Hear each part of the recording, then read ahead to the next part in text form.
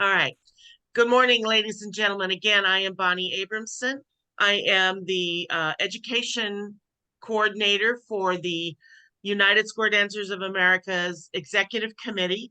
I've been lucky enough to be involved with that program for several years, and this has been a new program that we developed during COVID, and we hope people find them very helpful.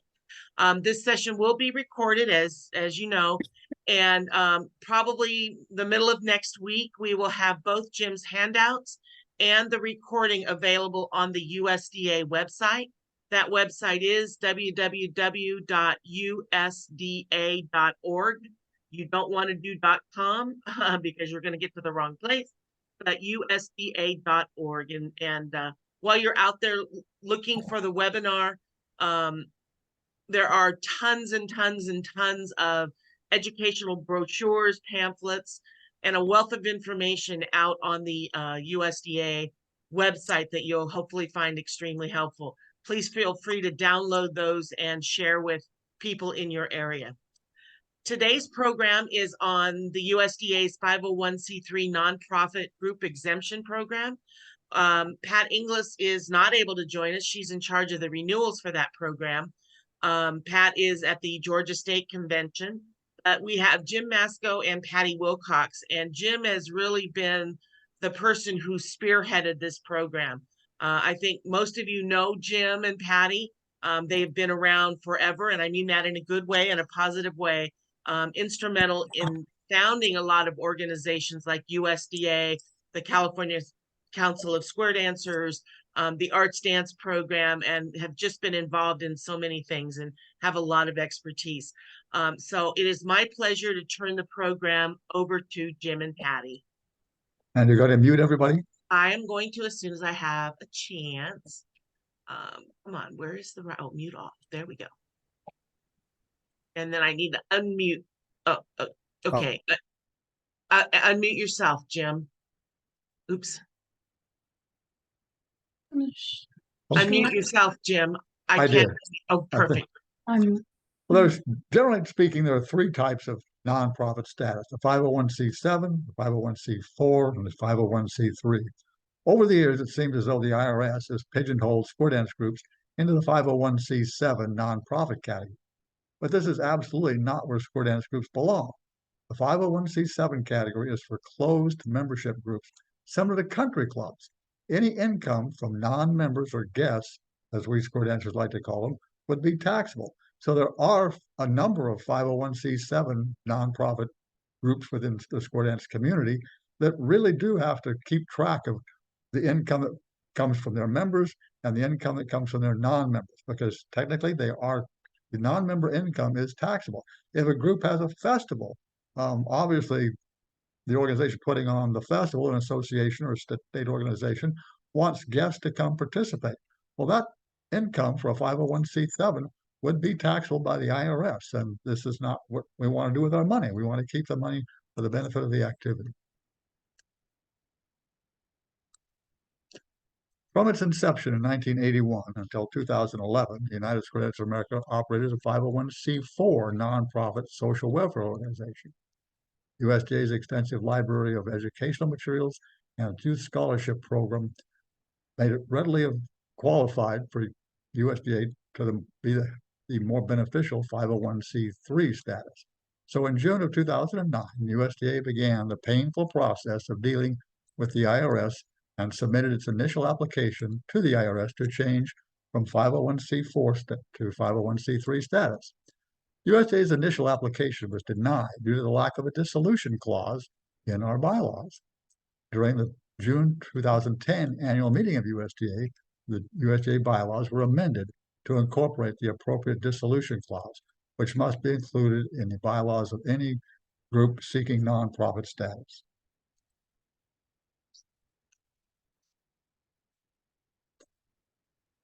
And as is typical with the IRS, initially our application was denied.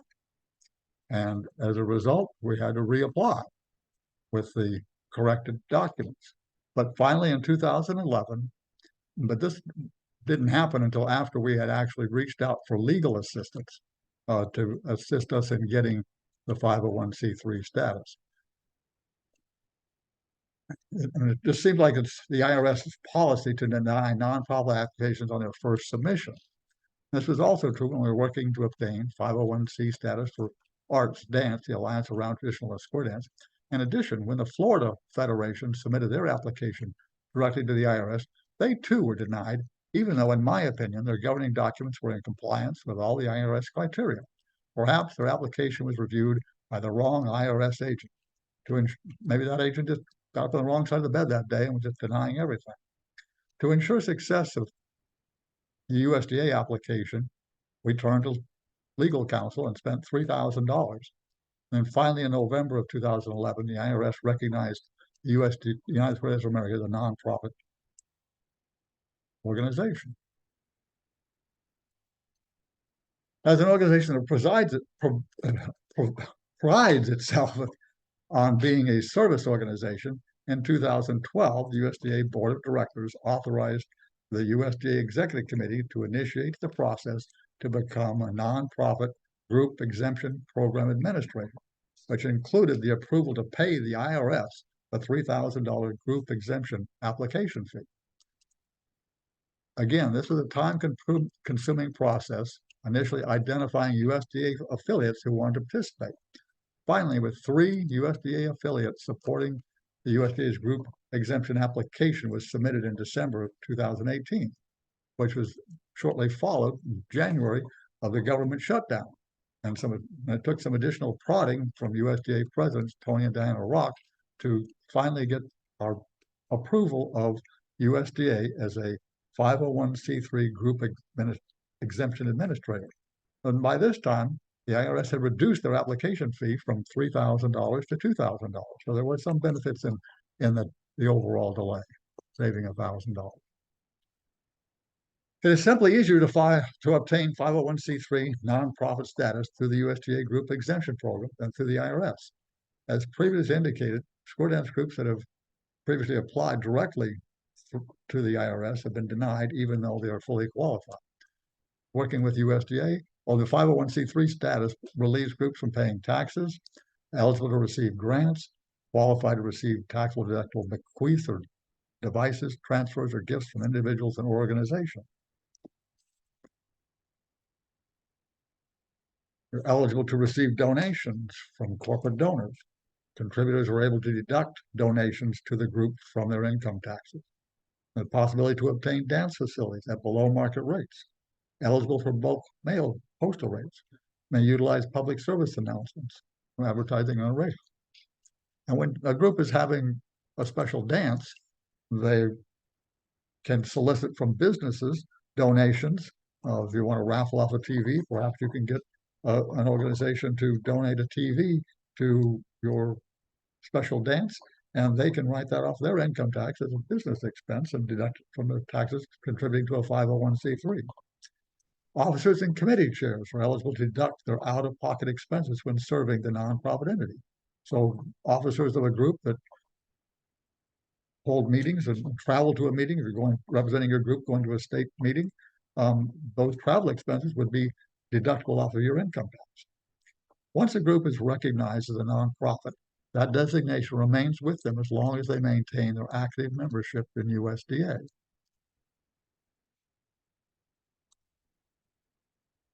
It's often noted that recognition of a 501c3 organization adds to an organization's legitimacy and makes it more credible in the eyes of public and other entities.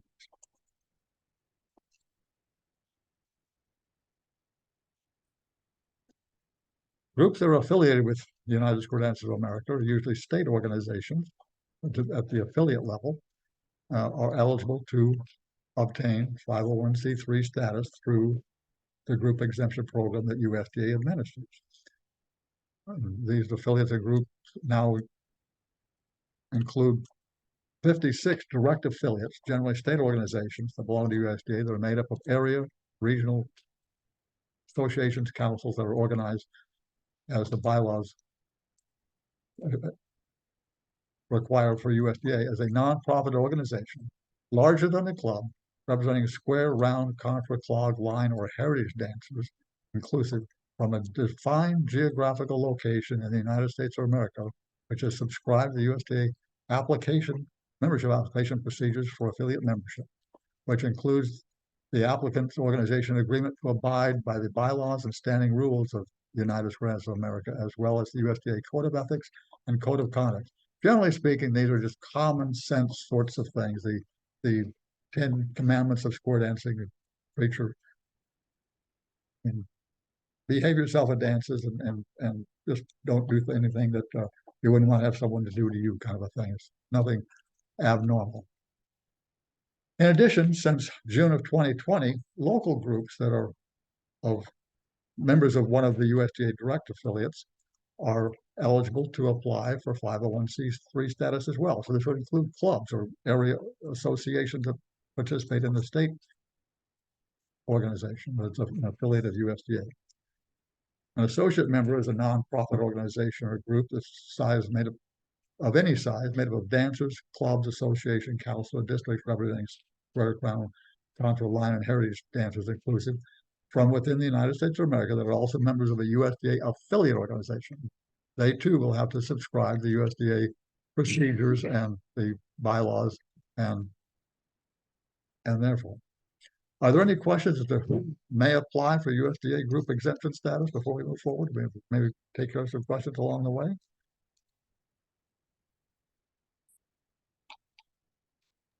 I have none in the chat so far. Okay, we will move ahead. In addition to being a member of USDA, applicants for 501c3 group exemption status must still follow all the criteria followed by the IRS for nonprofit status. The group's governing documents must include a number of commitments. The applicant organizational documents must include the statement that they are organized exclusively for charitable, educational, or scientific purposes, including for such purposes the making of distributions to organizations that qualify under 501c3 status of the Internal Revenue Code or corresponding section of any future federal code. The group needs to agree to adhere to the USDA bylaws and standing rules, agree to subscribe to the USDA Code of Ethics, Code of Conduct, include a dissolution clause in your bylaws stating that upon majority vote of the board of directors to dissolve the corporation, an executive committee shall, after paying or making provision for the payment of all the liabilities of the corporation, dispose of all the assets of the corporation exclusively for the benefit of the corporation to any exempt organization or entity organized for purposes similar to those set forth under the section 501c3 of the Internal Code of 1986 or corresponding provisions of any future IRS code. And the fiscal year of your club group must coincide with USDA, that being January 1st to December 31st. That verbiage that I just basically read was the specific language that the IRS likes to have you incorporate into your actual bylaws, so that there's no discussion as to where the money goes should a group dissolve, if they have any money when they finally choose to quit dancing. And groups that desire to obtain 501c3 nonprofit status through the USDA may visit the website to obtain the various instructions or contact us, and we'll be happy to get them to you. It's they look somewhat onerous, but they're not that much different than what the IRS would require. We just do it, we believe, in a more friendly manner and more economically. So we feel like we're providing a service that we go out of our way to make sure that things do get approved. In fact, we ask that you send us your bylaws and standing rules and any governing documents ahead of time so that we can review them and guide you through any changes or that might need to be made. But in addition, there's the application for affiliate membership, and there are steps and procedures to go through for that. And those forms are on the USDA website under the membership area. And then the associate membership applications are also there, very, very similar, just different titles, associate or affiliate, because there are differences in and the processes and procedures, but nothing significant. And to apply for membership, which is the first step, you would work with the vice president of the various regions. And there's the Western region, which is pretty much defined as the 13 Western states, the Plains region, the Central region, and the Eastern region. It's just like roughly 13 states in each region, and that's how it was divided up this way. We often get asked, why did you do it this way? It just worked out. No really good explanation, but this is the way we work. And now the actual 501c3 group exemption application forms. This first one is actually the procedures and requirements. And this walks you through the verbiage of the wording that needs to be incorporated into your bylaws or standing rules so that you qualify as a 501c3 group. Again, this is IRS requirements that we are basically not necessarily enforcing, but administering. As a 501c3 group administrator, we are empowered to provide a award letter to those that qualify that designates your group as a 501c3 nonprofit. And you can take that anywhere you need to verify your 501c3 status. There is a letter that's written on your group's letterhead that indicates you wish to participate, a simple letter, and we give you the verbiage to put in the letter to go on your group's letterhead. And then the actual 501c3 group exemption application. This is just in answering some questions and providing some documents. And again, before you even go through this part of the process, we encourage you to provide us with your governing documents so that we can review them before we take any of your money. We won't do what the IRS does, is take your money and then tell you no. We'll only take your money if we can tell you yes. And you'll have to just meet some criteria so that you can qualify. And the application process is there's a one-time $100 application fee. And along with the application, there are some financial documents. Just need to know how you allocate your money, and we just need to have an initial certificate, financial certificate, and balance sheet to show these things. So nothing that wouldn't be doing as a regular process of doing business. The affiliate membership application procedure, here again, depending on whether you're a full state organization or a regional or area association, a full state would be entitled to 4 votes and pay annual dues of $100. This dues structure has not changed from the inception of USDA in 1981. There's never been a dues increase for USDA membership. We've just been blessed to have other sources of income to maintain the organization and have had no need to burden our members with funding the operations of USDA. So smaller groups also could pay $50 for 2 votes or $25 for a single vote. Associate membership status is a status that is granted, unfortunately, without vote. Don't have a vote in the organization, but you are welcome to participate. And this is kind of a summary of those costs. And even once you become a 501c3 through USDA, everyone needs to file the 990N or a 990EZ with the IRS, which can be done online. And every group should be doing that regardless whether you're 501c3 or not. The IRS just likes to know you're alive and out there. And if you show a huge income one year, they'll probably check you out. But if you're a nonprofit, then they're going to not pay too much attention to you.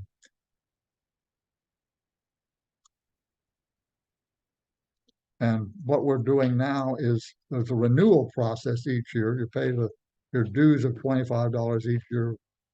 You're a member of USDA. And then for the first 2 years of participation in the 501c3 program, there is a $50 renewal fee, but that ceases after you've paid that for 2 years. In January of 2023, we changed. Previously, it had been $50 renewal fee every year, but we're not in this to make money. We're just in this to be a service to the community of square dancers. And so we dropped that after 2 years. We'd already collected from some groups. And so rather than penalize them for being early participants, we're just setting it up so that every group pays $50 for 2 years. And after that, they pay their membership dues and they maintain their 501c3 status. So we try to be fair and operate as well as we can. Realize this hasn't taken a great deal of time, but I think we've covered the particular program and how it's run, but certainly would welcome your input or your questions, and we'll be happy to deal with any issues that you might have.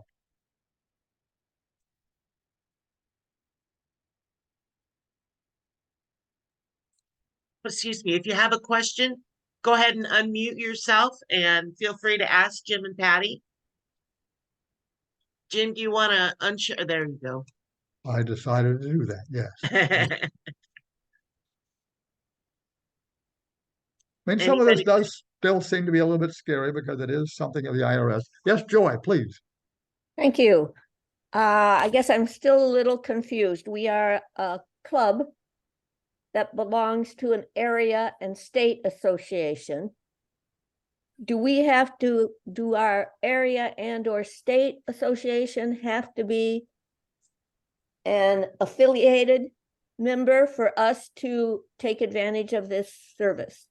Just your state, or I mean, Illinois is a member of USDA. Thank you. And so that covers you. Thank you. You are eligible. Excellent. Wonderful response. Okay. Thank you. Actually, I've been communicating with a group in the Chicago area, Good. and they seem to have in existence a 501c4 group exemption. And well, 3 is just better. But they're operating that way. But one group at least is considering moving to the USDA program, and this takes time. There's no question about it. People have to make the decision, and you do have to amend your bylaws in a lot of cases to incorporate these things. And amendments are a tedious process with almost any group, and so we're happy to work with you. Each September, which I'm about ready to do, is we file a list of those participating in the USDA exemption program with the IRS. And that's how you tend to show up on their radar as a 501c3. Plus you have a written document from USDA signed by the co-administrators, Pat Inglis and myself. So that's your official award letter identifying your group specifically as a 501c3.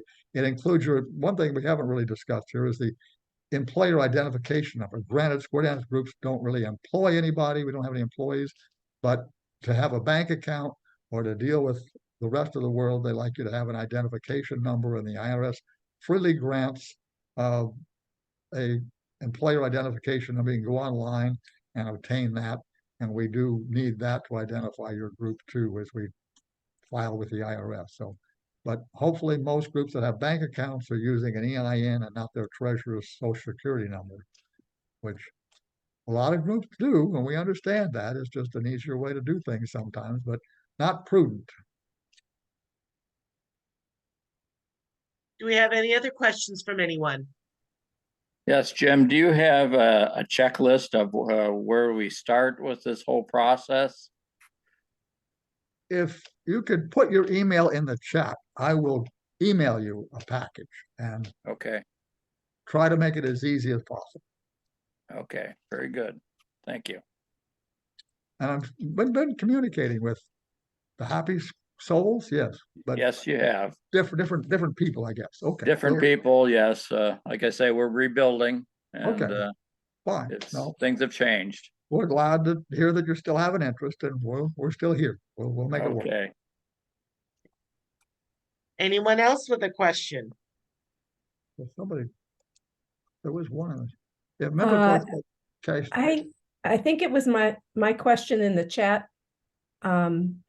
I sort of understood that you have regional affiliates. Are we supposed to work through them in order to do what needs to be done? Well, they're in At the Cape level. Cod. I mean, it's sort of the Eastern District Square and Round Dance Association. It's sort of, I thought was your covered all of you folks up in New England, and Wow, boy, would that be great? And- I just found out about them, so okay, well, I have a contact person. Should I go there Okay. first? yeah, I mean, and they'll be happy to have you as a member of, and or like explain how maybe they have an area group that would cover Cape Cod that would be a member of EDSARTA, and you would certainly qualify that way. So, and right Mhm. now, I mean, there are some areas or states basically that are not members of USDA, specifically Texas, Utah, and Washington State. But we're hearing a lot of activity in Texas recently because of the 501c3 program. There's an interest in, if the state won't join USDA, an area organization will become an affiliate so that their groups can become members of 501c3.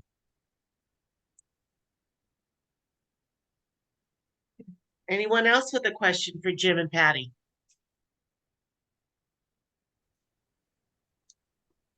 I just had a question on the 990, which I asked in the chat. Just to clarify, we do that through you or on our own if once we get established?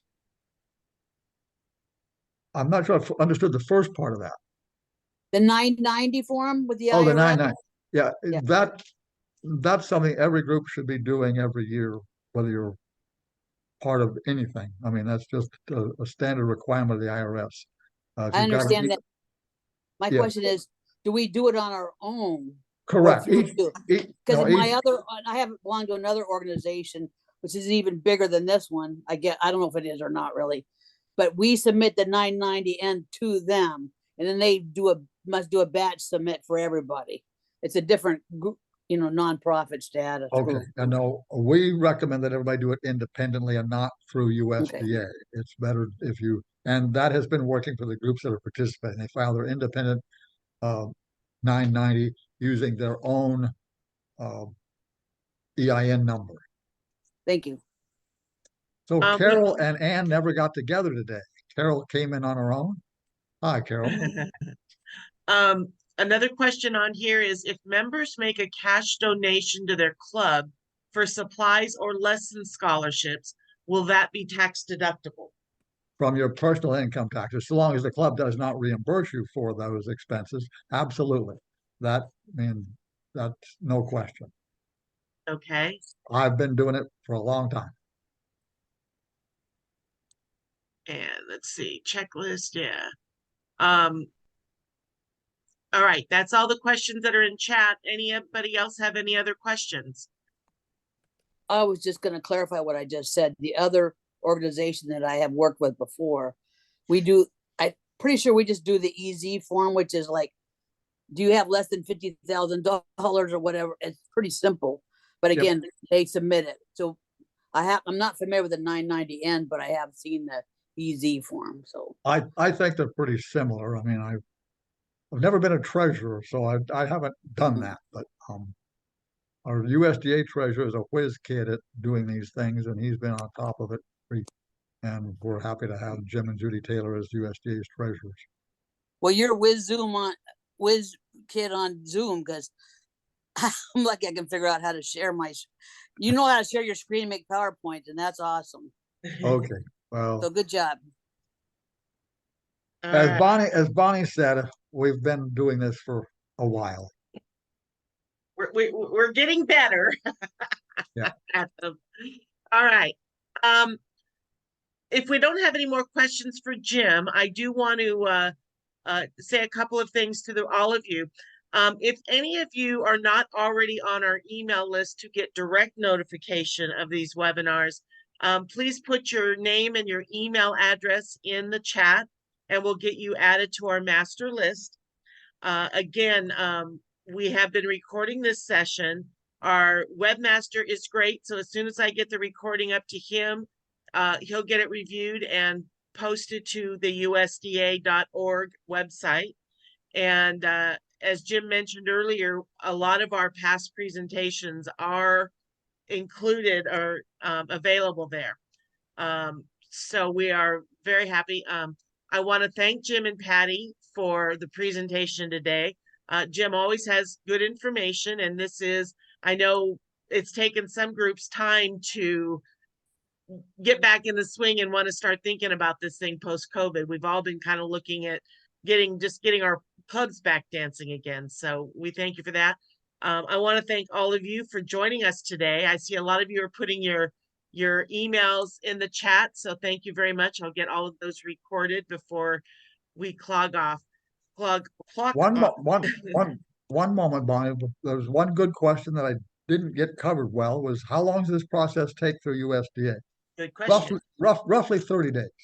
I mean, we actually have done it all in 2 weeks one time, but it generally would take 30 days to get it done. So with the IRS, you never know how long it will take, but it certainly would take longer than a month and would be more expensive. All right. Anything else from anyone else? I have a request for Bonnie. Uh-oh. The sooner you could get the schedule of these webinars out, the better it would be. I haven't been able to put any of them into WASCA calls and queues because they come out too late. Okay. I will work on that. That's my bad. Any other, and I asked earlier before we got started, if any of you had ideas for webinars you would like to see us present. We're always looking for topic ideas that would be relevant to your clubs. Someone earlier recommended, how do you foster new callers? So I'm going to go to my friends at Caller Lab and see if we can put that together for you. And then someone else asked for information on committees. How do you get people involved, and how do you use them, like for things like club recruitment, dance demos, other responsibilities within the club? So we'll see if we can figure something out for that. So do any of the rest of you have any ideas for topics you'd like us to see to put together? You know, like callers, when you're first learning, you have one or two mentors. Going back to the clubs and recruiting people into learning about the officers' jobs and functions and joining committees and things like that, it might be a good idea to include mentoring as part of that instruction. I will do that. I will put that as part of the list. Any other ideas? Even if it wasn't the subject matter, we've had this has been the best group we've had on a webinar. It truly has. This has been a super group of people from all across the country, and we're very pleased that you joined us today. And I mean, oftentimes these sessions get filled up by other members of the USDA Executive Committee who have heard this spiel before and really don't need to be here. You folks are here because you want to be here. We're glad. Thank you. Jim, you did a very good job, by the way. Thank you. Certainly, my pleasure. Thank you. He always Yes. does a good job. Now, Bonnie's you. never that nice to me. She must want something. I'll never Thanks so tell. much. All right. I'm busy writing all of your email addresses down, so that's why I'm not ignoring you.